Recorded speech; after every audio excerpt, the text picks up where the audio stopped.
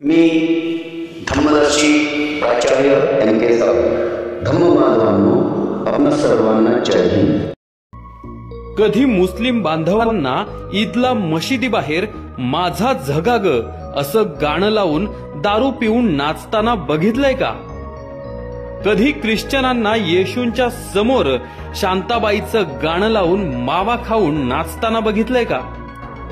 कधी जैन लोकांना त्यांच्या मिरवणुकीत आला बाबूराव गाणं लावून नाचताना बघितलंय का? हे सगळे समाज आपापल्या देवांचा मान सन्मान इमाने इतबार ठेवतात, कारण त्यांना त्यांचा धर्म, त्यांची संस्कृती टिकवायची आहे. मग आमच्या हिंदू धर्माच्या देवांपुढेच डॉल्बी साऊंड आणि दारू पिऊन अश्लील गाणी लावून नंगानाच का? हा कलंक हिंदू सणांनाच का लागला आहे, की आपणच लावला आहे? डॉल्बीवर अश्लील गाणी लावून आपणच आपल्या देवांचा, हिंदू संस्कृतीचा अपमानच करतो आहे.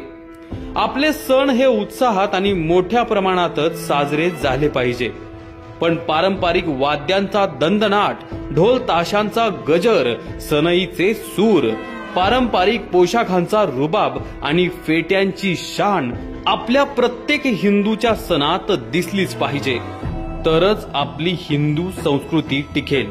बघा, आपण स्वतः विचार करा आणि इतरांनाही विचार करायला लावा. पप्पी दे पारूला, आवाज वाढव डीजे तुझ्या आईची, चिमणी उडाली भुर्र, पोरी जरा जपून दांडा धर, झिंग झिंग झिंगाट, शांताबाई शांताबाई अशी गाणी कधी मशिदींच्या भोंग्यावर, ख्रिस्ती, जैन, बौद्ध, शीख, पारशी यांच्या धार्मिक स्थानांवर अथवा उत्सवांमध्ये वाजवलेली ऐकली आहेत का कधी? तेही सिनेमे बघतात ना, पण स्वतःच्या धार्मिक कार्यक्रमात, मिरवणुकीत असली फालतुगिरी ते करत नाहीत. आता गोकुळ अष्टमी, गौरी गणपती, नवरात्र या सणांना मिरवणुकीत वरील गाणी वाजवून आपल्या संस्कृतीचा अपमान करू देऊ नका.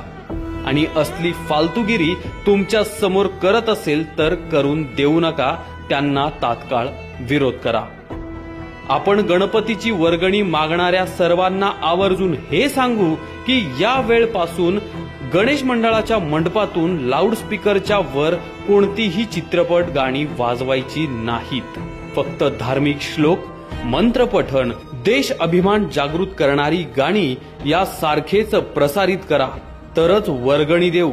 आणि तरी तिथे जर सिनेमातली घाणेरडी गाणी लागली तर त्याचा आपण विरोध करू. आपण गणेश विसर्जन मिरवणुकीत पण सर्वच मंडळाने हा नियम पाळला पाहिजे. मराठी गाणी सुद्धा चालतील, परंतु कशी? तर लता दीदी, आशाताई, उषा मंगेशकर, हृदयनाथ मंगेशकर, सुरेश वाडकर, अरुण दाते, सुधीर फडके, अजित कडकडे, सच्चिदानंद आप्पा यांच्यासारख्या मातब्बर गायकांनी गायलेली भक्तिगीते, भावगीते सार्वजनिक उत्सवात लावली तर काही हरकत नाही, पण धांगडधिंगा नको. हे आवर्जून आपण सर्वांनी आपल्या सुद्धा मनावर आपणच बिंबवलं पाहिजे. बघा, विचार करा.